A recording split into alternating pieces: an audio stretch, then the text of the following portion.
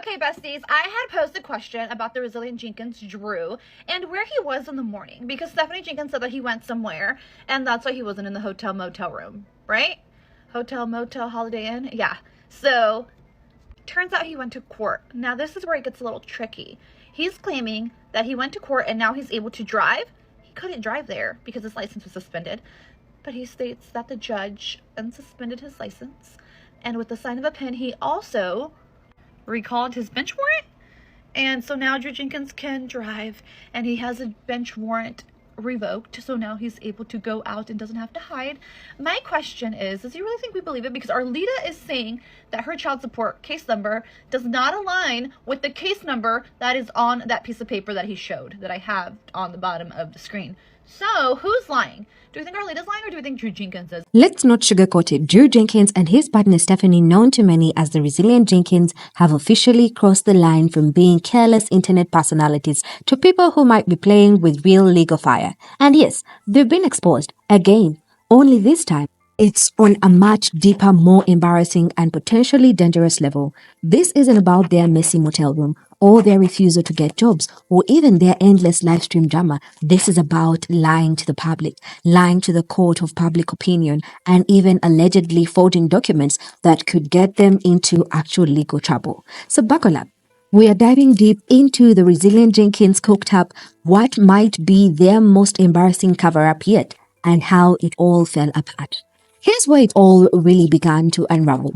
Drew Jenkins has a 12-year-old son, a child he has a legal and moral responsibility to support. But instead of stepping up and doing the bare minimum, Drew has been dodging his child support payments. It's a game. This isn't just about skipping a few bills, it's about neglecting your child's basic needs.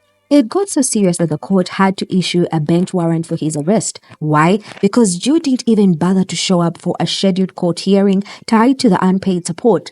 That's not an oversight, that's outright avoidance. And let's be clear, this wasn't a rumor floating around social media. It wasn't something somebody made up. This was public record. The legal system had stepped in because Drew had completely failed to do his part as a parent. So when people started talking and calling him out, what did Drew do? Did he finally own up and apologize? Not even close. He jumped on a live stream and went into full denial mode. Bold as ever, he told his followers there was no warrant. That was fake. But folks were just hating. In his words, people were overreacting and spreading misinformation. And here's where things got even more confusing because while Drew was out here gaslighting everyone, his own partner Stephanie was telling the complete opposite story. Stephanie, who documents every single detail of their lives online, actually confirmed the truth. Said police knew exactly where they were staying, that officers could show up to their motel at any time and arrest Drew. That's not something you say lightly. So what gives? If even Stephanie knew the warrant was active, why was Drew pretending otherwise? Was it about saving face? Was he too ashamed to admit he was dodging responsibility? Or was it just another day of lies for his content? Pardon my excitement, but Drew Jenkins has a warrant out for his arrest for failure to appear. Why am I excited about this? Because it means Desiree can have him arrested. She can go get her son. This is good news, guys. Whatever the reason, it didn't work because the public had receipts. People pulled the official documents. The warrant was active. The paperwork was real. There was no misunderstanding. Drew wasn't misunderstood. He wasn't the victim of an internet simmer. He was just lying. And that lie crumbled the moment the truth was brought to light. Just when people thought Drew might come clean and start taking accountability, he did what he always does. He pulled another bizarre and questionable stunt. Out of nowhere, he posted a video with a caption saying he had gone downtown to the courthouse. In the video, Drew was standing outside what appeared to be a government building, looking smug and self-satisfied. He told his audience he had taken care of the issue, that he had cleared everything up, and then came the so-called proof. He held up a piece of paper, a court form of some kind. But here's the thing. It wasn't a full document. It wasn't signed. It wasn't stamped. It wasn't even typed. Right in the middle of the page, there was a single handwritten sentence. The court recalls the bench warrant on this case. No context, no legal formatting, just those 9 words written in pen. No signature from a judge, no official court seal, no stamp or docket entry. Just Drew standing there holding this suspicious piece of paper like it was a get out of jail free card. Okay, besties, I had posed a question about the resilient Jenkins Drew and where he was in the morning because Stephanie Jenkins said that he went somewhere and that's why he wasn't in the hotel motel room, right? Hotel motel Holiday Inn? Yeah. So, turns out he went to court. Now, this is where it gets a little tricky. He's claiming that he went to court and now he's able to drive. He couldn't drive there because his license was suspended. But he states that the judge unsuspended his license. And with the sign of a pen, he also recalled his bench warrant. And so now Drew Jenkins can drive. And he has a bench warrant revoked. So now he's able to go out and doesn't have to hide. My question is, does he really think we believe it? Because Arlita is saying that her child support case number does not align with the case number that is on that piece of paper that he showed, that I have on the bottom of the screen. So, who's lying? Do we think Arlita's lying or do we think Drew Jenkins is? I don't know. Go ahead and comment, besties, because I want to know. The entire thing looked like it came out of a DIY courtroom cosplay. Honestly, it looked more like someone trying to fake a whole pass than someone dealing with real legal matters. He doubled down in the caption too. He wrote that his driver's license was being reinstated and proudly declared that he was now free to make money however he wants because it's 2025. Not 1990. The statement was meant to sound confident, like a man reclaiming his narrative, but instead it exposed something much worse. Because in that moment, Joe admitted, without even realizing it, that he had been driving around on a suspended license. That right there is illegal. Period. You're not allowed to operate a vehicle if your license is suspended. And to make matters even worse, the video clearly showed him holding his phone while driving, filming himself behind the wheel. That's not just illegal, that's dangerous. That's putting lives at risk for internet clout. So let's break this down. Joe didn't just ignore the law, he faulted breaking it. He admitted to driving illegally. He admitted to having had suspended license. Then, instead of fixing it the right way, he made a fake-looking document, waved it in front of the camera, and tried to convince the world that everything was suddenly fine. It was messy, it was reckless, and it was the kind of behavior that shows Drew isn't trying to do better. He's just trying to fool people into thinking he has. People weren't buying the document. The whole thing smelled off from the start. The handwriting, the lack of a court seal, the absence of a judge's signature. It looked like something that had been thrown together in 5 minutes on a kitchen counter. Many people can agree that Drew has purposely been avoiding getting a job so he doesn't have to pay child support. And yes, he was also driving around on a suspended license for a long period of time. Might be related to him owing such a significant amount of child support, but it could also be for other reasons. Needless to say, a lot of people feel frustrated because they want to see Drew and Stephanie actually have consequences for their actions and not just continue to see them avoiding responsibility at all costs. So naturally, people went to the one person who would know the truth firsthand, Arlita, the mother of Drew's 12-year-old son. Her inbox comment sections got flooded. People were tagging her, asking directly, did Drew really get the warrant cleared? Is this real? Did he really go to court? And how did Arlita respond? She laughed. Not a detailed breakdown, not a defense rant, just laughter. And if you know Arlita, that laugh speaks volumes. It was the kind of laugh that says, I can't believe you all really believe that mess. Her reaction wasn't just petty, it was powerful. Without saying much, she confirmed what many already suspected. No judge cleared anything. The paper Drew had showed off, completely fake. The signature forged. And the whole courthouse stunt, that another episode in Drew's ongoing reality show that no one asked for. Her laughter exposed more than any comment ever could. It confirmed that Drew hadn't gone through the proper legal steps, that he hadn't paid anything, that he hadn't worked out any child support agreement. He hadn't even stepped foot in front of a judge. The whole thing was staged. So what are we really looking at here? This isn't just a case of internet lying. We are talking about possible forgery, real legal forgery. Drew Jenkins didn't just exaggerate a story. He fabricated a legal document, pretended to be a judge, and tried to pass it off to thousands of people online as proof that he had cleaned up his act. That's not just lying. That's criminal level lying. That's the kind of thing that if the wrong person sees it, it could turn into actual charges. And all of it for clout, for views, for attention. And the internet, it saw through every bit of it. Before dropping the forged document, Joe decided to create a build-up, one that felt like he was about to make a major life announcement. He posted a cryptic message saying he was about to finally give people the answers they had been waiting to hear. He even teased the idea of going live, asking his followers if they wanted him to stream it all in real time. It was like he was hyping up a season finale of a show no one asked to watch. The suspense was growing fast and people were genuinely curious. After all, he made it sound like something big was finally going to change. Stephanie, never one to miss a moment, echoed his energy. She backed him up in her own posts and live streams, claiming Drew was finally taking care of some real business. Business that had been hanging over their heads for the past 8 months. That specific time frame caught people's attention.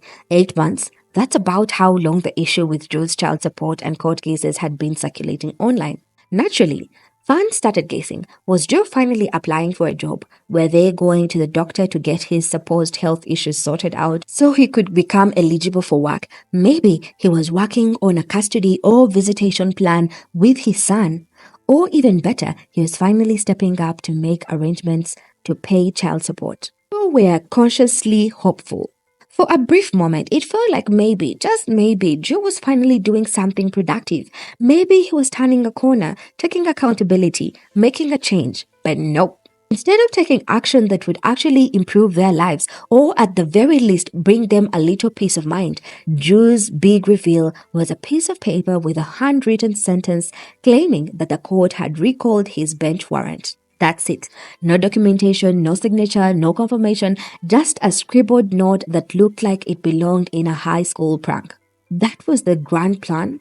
Their entire strategy? To write something on a sheet of paper and act like the legal system had given Joe a clean slate?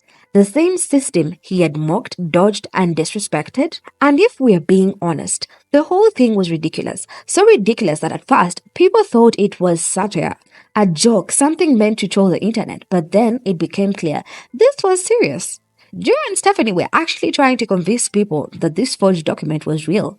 And that's when it stopped being funny, because this wasn't just about lazy parenting or avoiding work or clout chasing. This was about deception, about faking something that in real life holds serious legal weight. They weren't just playing games with their followers.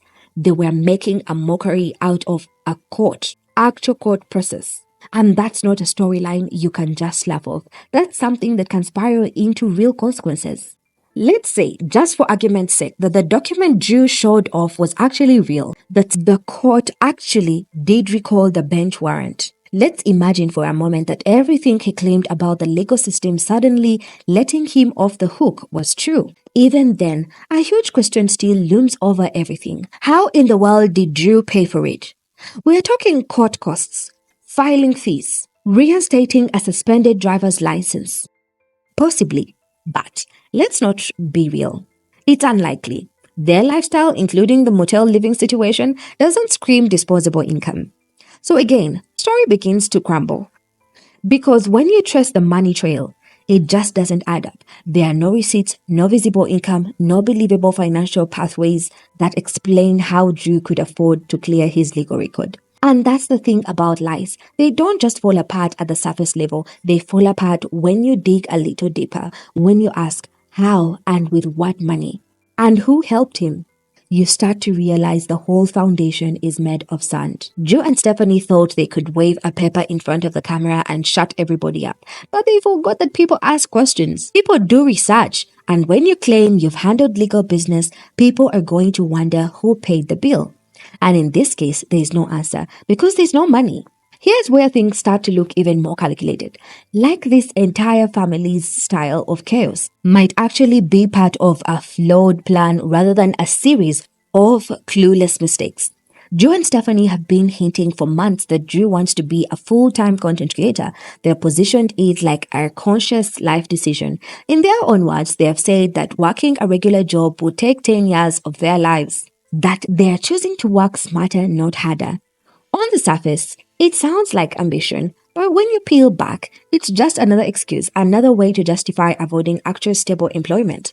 They want the perks of being influencers without doing the groundwork.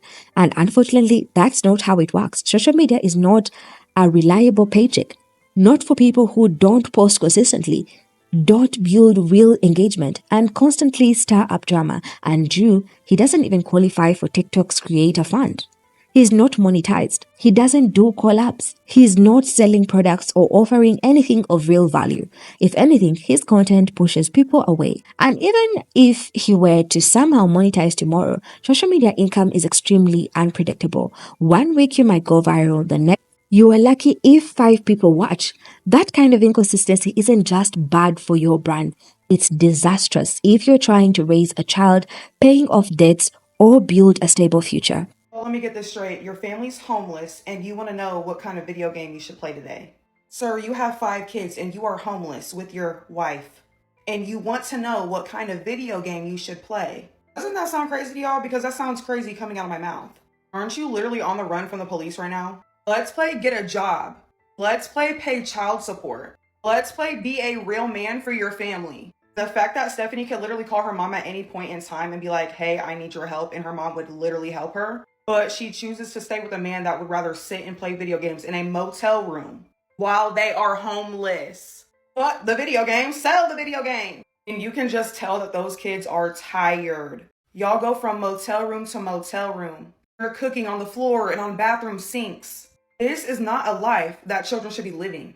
What do y'all? But instead of acknowledging this reality and making practical changes, Drew has decided that faking court documents, posting cryptic one-liners, and stirring up controversy is a valid strategy. He thinks if he can just stay in the headlines of TikTok drama accounts long enough, that somehow the algorithm will reward him, that even the attention alone will turn into dollars.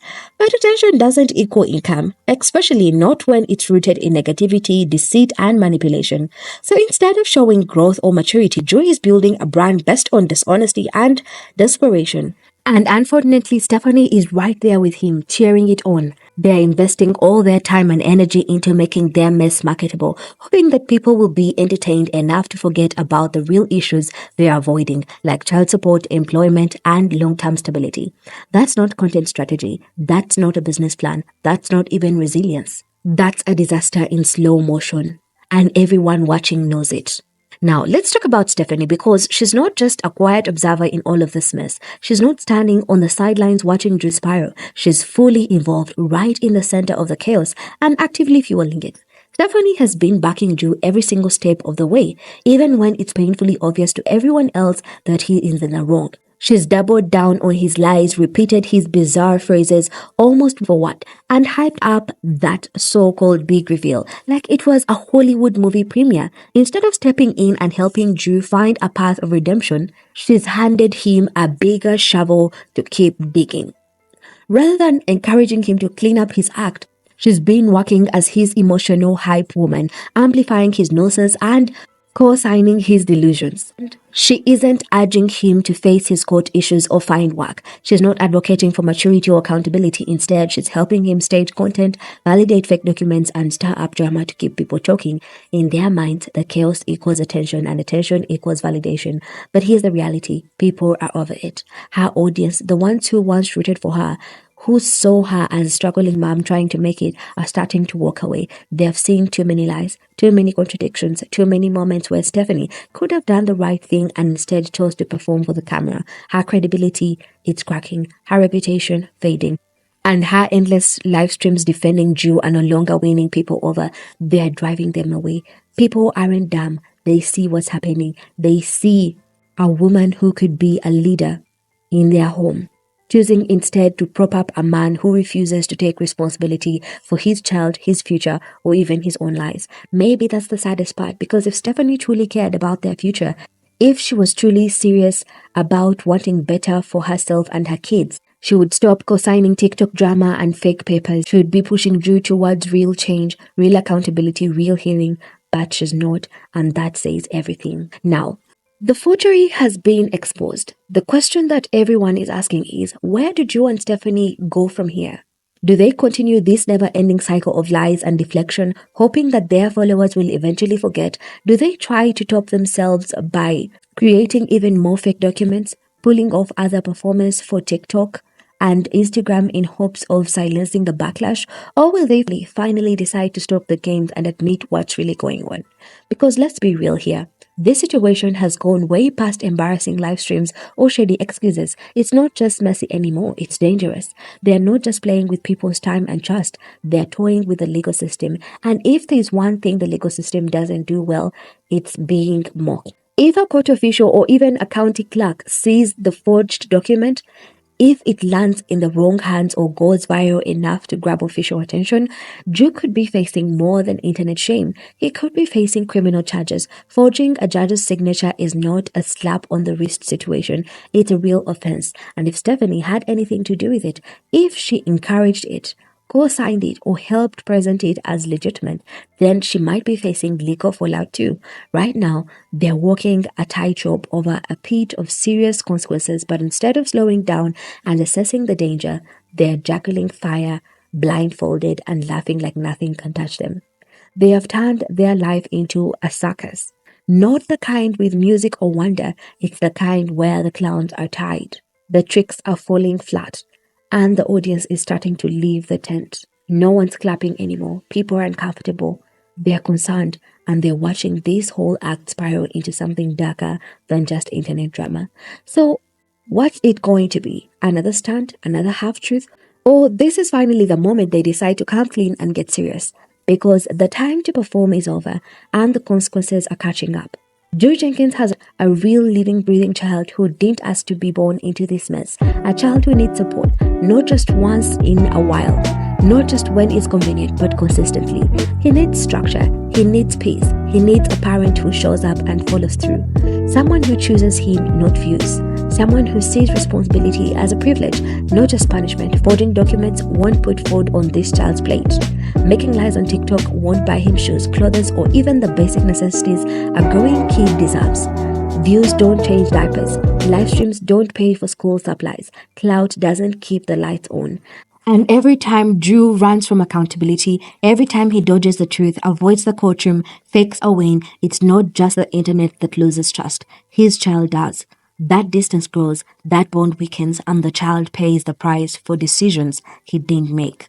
The internet is watching, but more importantly, so is that little boy. And one day, he'll grow up and find all this online. He'll see the lies, he'll see the fake papers, he'll see the chaos, and he'll wonder why his needs were treated like content. The public isn't dumb. People know when they are being manipulated. They know when something doesn't add up. And right now, the lies aren't just crumbling. They are turning people away. So to Drew and Stephanie, it's time to stop the act. Seriously. Enough with the schemes, the distractions, the petty plays, and the fake narratives. It's time to start showing up for your future and for that child's present.